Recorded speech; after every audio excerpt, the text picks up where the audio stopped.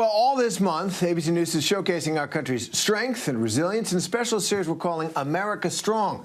Today, we're paying a visit to Cleveland, Ohio, where the pandemic brought to light a glaring inequity and where unlikely heroes are still at work. Tina Kovac and 7th grader Natalia McFadden, reunited and in person this school year, get to work on their latest project. When we were on quarantine and we couldn't meet in person, what did you miss the most? Probably 3D printed stuff. Kovac runs a donor-funded robotics team at Tremont Montessori in Cleveland. These children face so many challenges. 100% of the students in Cleveland public schools qualify as economically disadvantaged under state law.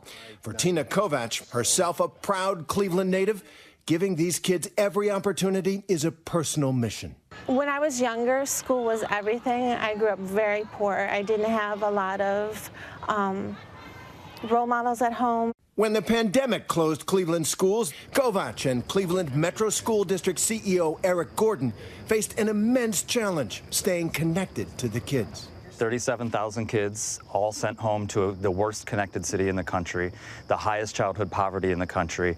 We don't have the devices to send home. They don't have the internet to be connected to. The problem in large pockets of the city, everywhere highlighted in red on this map, fewer than 40% of residents in 2017 had access to high-speed internet. Many of them were living in dead zones. Even if a resident has the means to pay for it here, big telecom companies never built the infrastructure to connect them because low-income areas offered less profit potential. And one of the students living in a dead zone, Natalia McFadden. So I would restart it, and then it would start again, and then I would be able to get on sometimes. Stuck with an old laptop and slow internet connection, online school proved to be a challenge. That was the most important thing, making sure that she was connected so that she can get her education. We learned Natalia wasn't alone on the robotics team. How many of you had problems at the beginning connecting to reliable high-speed internet or just getting on a device at all? Who had problems? 1, 2, 3, 4, 5. We're going to say everybody, right? So, using pandemic funding, the school district bought nearly 57,000 devices for students and 23,000 hotspots. And teachers like Tina Kovac mobilized outreach and getting them out to students. One of the things that I love about Cleveland is that we endure. And Eric Gordon found a new partner, the nonprofit group Digital C, located smack in the middle of the most unconnected part of Cleveland, dedicated to closing the digital divide. That's where we met CEO Dorothy Baunach. When people talk about broadband access, people do think generally, first they think of rural areas, that there's nothing out there. Absolutely. But you're saying right here in a great American city, Yes. tens of thousands of people Yeah. can't get access. And all we need to do is tap into that pipe that's under concrete And get to these neighborhoods. and get to these neighborhoods north and south. Using existing fiber that's already in the ground, Digital C finds ways to connect those neglected neighborhoods and direct service to homes at low cost. Baunach is hopeful the big infrastructure bill moving through Congress will give a boost to their efforts. You talk about it like it's a civil rights issue. It is. It's a civil rights and human rights issue. Internet won't solve everything. It won't solve the poverty of Cleveland, but you won't get out of it without it.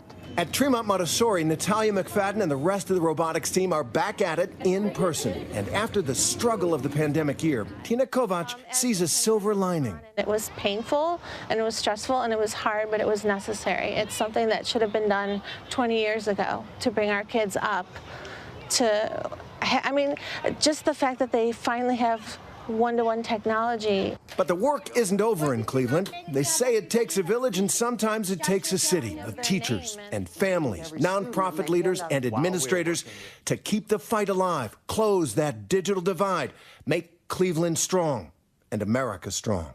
I think what the pandemic did was make people, again, unable to look away at the disparities. My job is to make sure that they don't turn their head again. And a final note there, so far, Digital C's wireless provider has connected almost 1,200 households in Cleveland. Their goal in the next 18 months, reach 50,000 households. They're going to scale it up. It's an immense task, but the pandemic seems to have shone a spotlight on it and got the community fired up about it. Terry, we need that around the country. What an awesome effort. Really, it was great going out there.